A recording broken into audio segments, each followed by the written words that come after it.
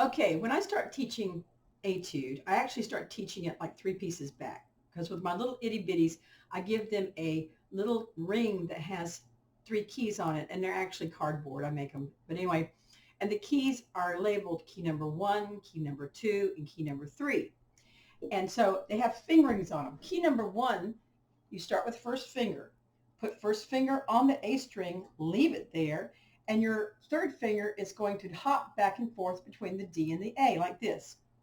1, 3, 1, 3. It's important to leave one down, and your three is going to be moving back and forth.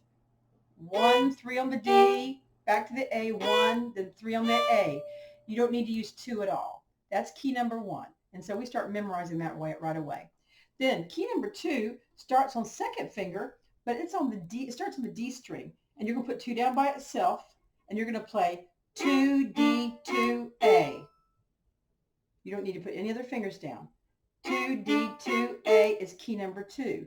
Then key number 3 is a lot like key number 2, but it starts with 3. You don't have to put down 1 or 2, just 3 by itself.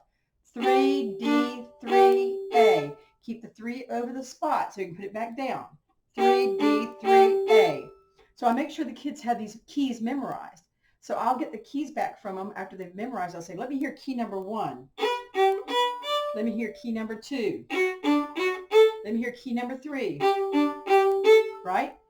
Then I teach them that we have 2 rooms. Room number 2 starts on second finger on the E string, and we have to remember that our 2s are low on the A and the E.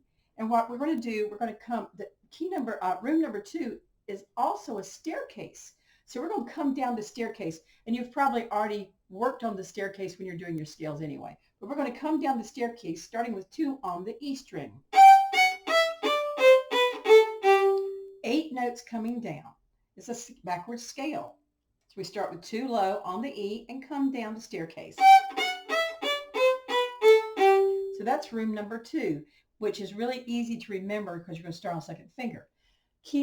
Room number 3 starts on third finger on the E, and you come down 8 notes. Please remember that your 2 is low on the E and the A. So that's room number 3, starts on third finger.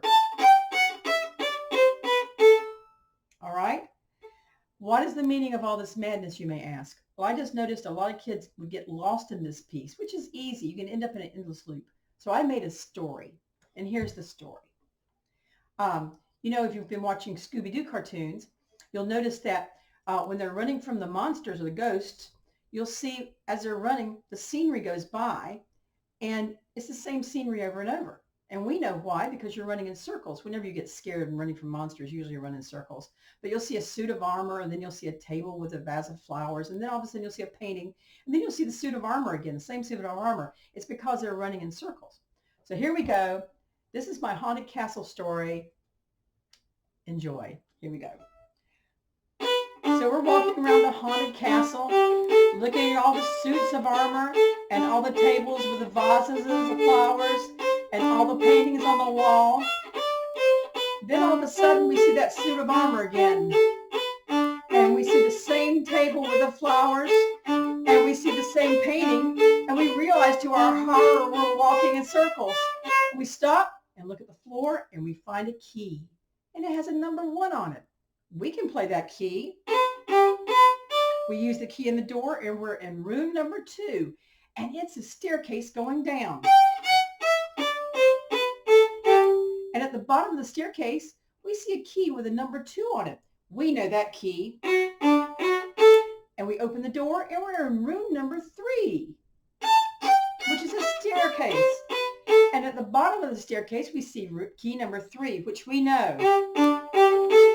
But guess what? Oh no, we're back in room number 1.